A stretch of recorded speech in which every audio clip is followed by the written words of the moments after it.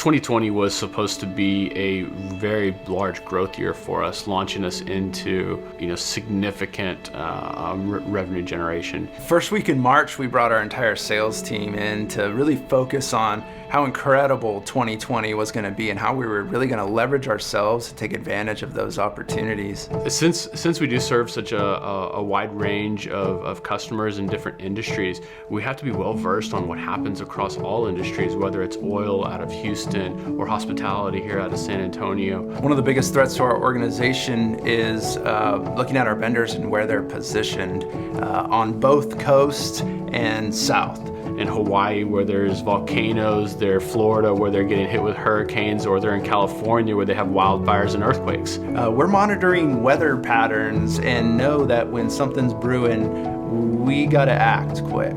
We spent the past 10 years doing strategic planning, walking through different types of exercises and creating good habits, whether it's our meeting rhythm, to our huddles, to our communication. Yeah, we knew there was this virus going around, but it just almost felt surreal. And then I get the phone call from the office on Wednesday when the market had crashed. What do you do when things go wrong? We're branch-based.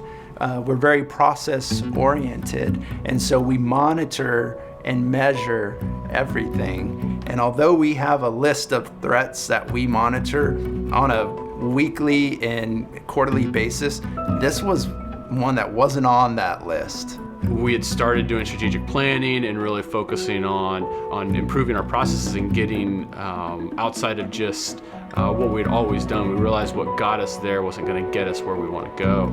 It's not going to be the smartest people, the strongest people, the most strategic people who are going to get through this. It's going to be the ones who adapt. It all comes down to being prepared for a time like this. If we weren't going to change anything in what we were doing, we might as well just toss the keys over to our banker. A crisis really brings out true character, and what I've seen with our organization is we have incredible people that work here.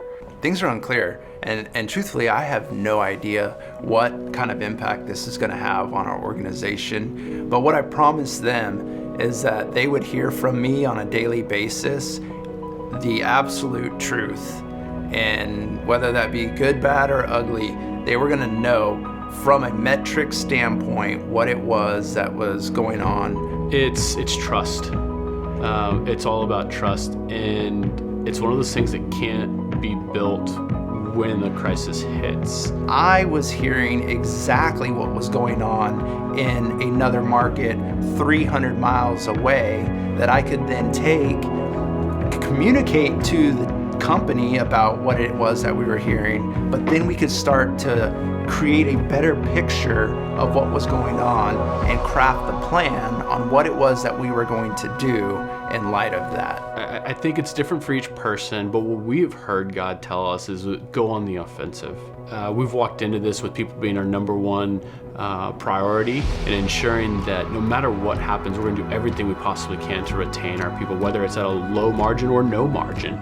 God is putting on our hearts through this. He's eliminating a lot of the shiny, distracting things and just saying, hey, I've perfectly positioned you here to do a job and to do it well.